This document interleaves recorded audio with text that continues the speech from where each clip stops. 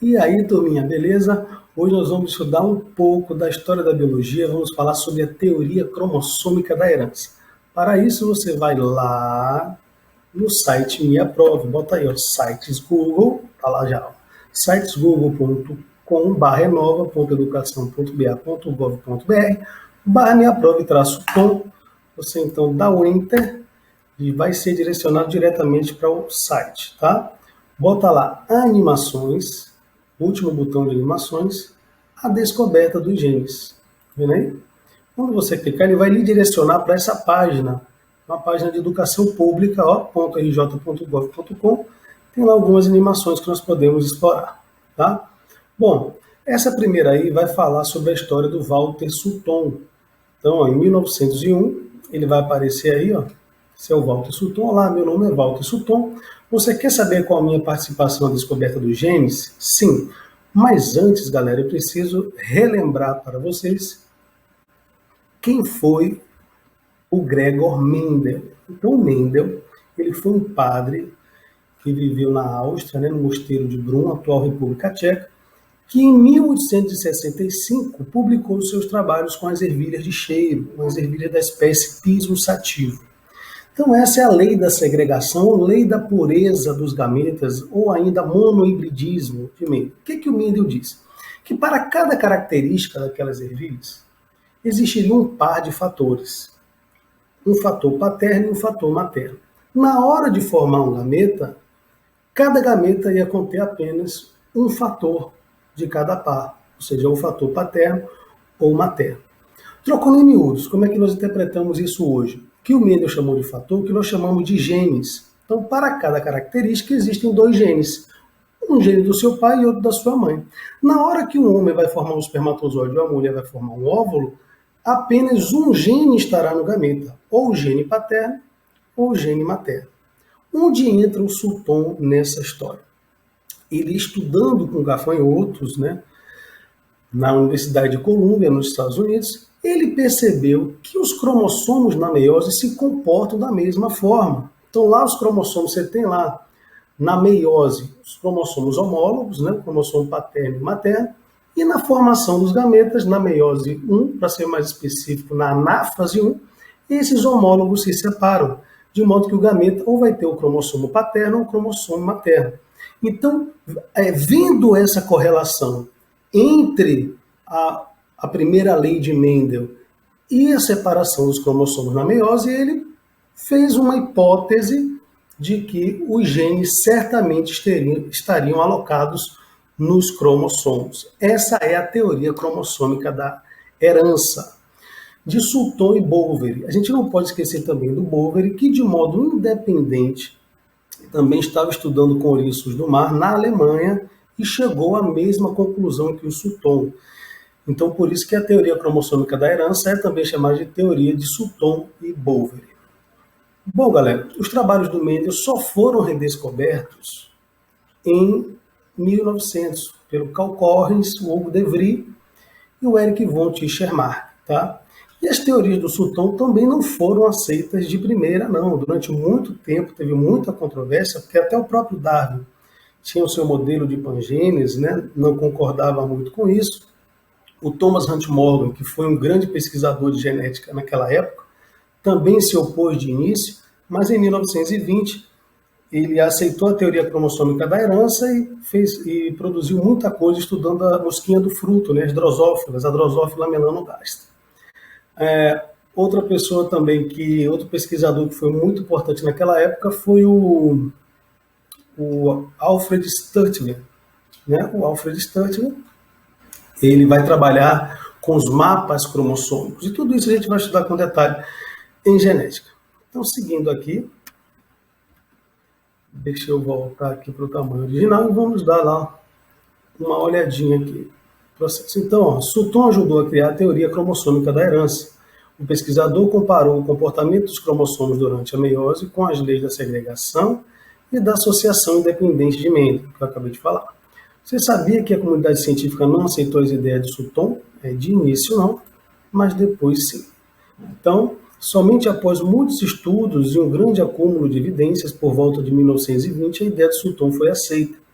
A partir de então, a comunidade científica passou a acreditar que os fatores estavam nos cromossomos. Sulton deu o pontapé inicial para conhecermos o material genético, mas a história não termina aí. Então nós vamos agora já para 1953, tá? Olha o salto que ele deu, e esse intervalo nós vamos comentar aqui, até chegar no DNA como a molécula responsável pela hereditariedade. Tiveram uma série de experimentos, né? O experimento do Griffith, do Avery, MacLeod, McCarthy, né? O experimento de Hershey e Chase, que é o experimento do liquidificador. Tudo isso nós vamos comentar aqui no nosso canal, tá bom? Então vocês sabem quem são os pesquisadores? James Watson e Francis Crick são os descobridores da estrutura do DNA.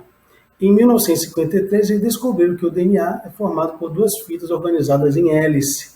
Sabia que essa descoberta rendeu-lhes o prêmio Nobel? Sim, é verdade. Há uma história, inclusive, não envolve só esses pesquisadores, envolve também os produtores de dados, né? Tem aí também o Maurice e a Rosalind Franklin, e durante muito tempo se acreditou que eles tivessem roubado dados da Rosalind, mas isso não é verdade. Eu acho interessante também que vocês vejam o texto que eu postei ontem no canal, que fala sobre a história do DNA, e vocês vão ver que essa história não é verdadeira. Claro que a Rosalind Franklin foi importante na produção de dados, mas essa questão sexista e de roubo de dados, ela não aconteceu, tá bom? Então vamos dar uma olhadinha aqui na estrutura. Ele mandou clicar na célula, e aí nós vamos mergulhar aqui no núcleo. Esse é o complexo de poro, veja que o núcleo é cheio de buraquinho, e nós vamos aumentar aí essa estrutura, tá bom? Veja, esse é os fatores, o DNA, a dupla hélice do DNA. Então, essa é uma molécula muito famosa. Esse foi o modelo, na verdade, que o Watson e Crick propuseram. Olha aí. Pronto. Então, eles descobriram essa configuração. Veja que aqui você tem um sulco menor, esse é um sulco maior. Essa configuração da molécula de DNA ela é destrógera, ou seja, como se fosse uma escada que gira para a direita. Então, tudo isso faz parte da compreensão dessa molécula responsável pela hereditariedade. Aqui nós já estamos entrando mais na molécula, tá vendo aqui? Temos aqui, então, nessa configuração, um radical fosfato, um açúcar, que é uma pentose, desoxirribose e uma base nitrogenada. Então, ó, desoxirribose, que é o açúcar, o fosfato ali numa extremidade, e aqui a base nitrogenada. A base nitrogenada, elas são classificadas em púricas e pirimídicas. Bases púricas, adenina e guanina, pirimídica, timina e citosina. No RNA tem a uracila. Lembre-se que, segundo Chargaff, aqui já é outro pesquisador, as purinas estão sempre na mesma proporção das pirimidinas. Então, timina vai estar sempre ligada a uma adenina no DNA e uma guanina sempre ligada a uma citosina. Então, vamos dar uma estudada aqui nessa molécula do DNA. Veja que ele botou essa primeira fita no sentido 5', 3', e a outra no sentido 3', 5'. Veja que parece que uma fita está de cabeça para cima e a outra está de cabeça para baixo. É o que nós chamamos de antiparalelismo do DNA. Por quê? Aqui nessa extremidade tem um oxigênio. Então, se a gente contar a partir do oxigênio, nós temos aqui o carbono 1, 2, 3, 4 e aqui um carbono 5. Então, como o 5 ficou em cima e o carbono 3 ficou embaixo, dizemos que o sentido dessa fita é 5', 3'. E o contrário, você vê que o carbono 1 estaria aqui, 1, 2, 3, 4, 5, o 3 ficaria em cima, o 5 embaixo. Isso é o antiparalelismo do DNA. Lembre-se que na mesma fita, essa ligação que une os nucleotídeos, um radical fosfato, uma ribose e uma base nitrogenada, forma um nucleotídeo. Então, a ligação entre nucleotídeos na mesma fita é um tipo de ligação covalente chamada de ligação fosfodíester, tá? Porque são duas ligações de éster.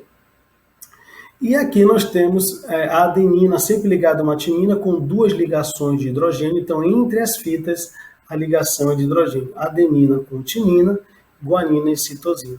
Observe que entre guanina e citosina tem 3 ligações de hidrogênio, tá bom? Então, essa é a estrutura elementar da molécula do DNA. Em momento oportuno, nós vamos falar disso aqui com maior profundidade, tá bom? Aqui ele vai fazer um exercíciozinho que eu não pretendo terminar ele, mas você pode entrar no site e fazer. Ele vai dar aqui embaixo um pareamento, ele vai sugerir aqui um pareamento, ó, adenina, guanina, e você vai completar. Por exemplo, a adenina vai se ligar com quem? Com a timina. A gente costuma até falar Aguinaldo Timóteo e Gal Costa. Aí ele botou de novo uma adenina, coloca aqui uma adenina, vai estar ligada sempre com uma timina. Só para fechar aqui, vocês terão aqui uma guanina, ora meu filho, a guanina, que estará ligada sempre a uma citosina. Por isso que os professores brincam falando Aguinaldo Timóteo e Gal Costa. Então você faz esse pareamento todo aí, fecha a molécula do DNA e assim eu encerro essa aula. Espero que vocês tenham curtido. Se inscrevam no canal. Até a próxima aula. Valeu!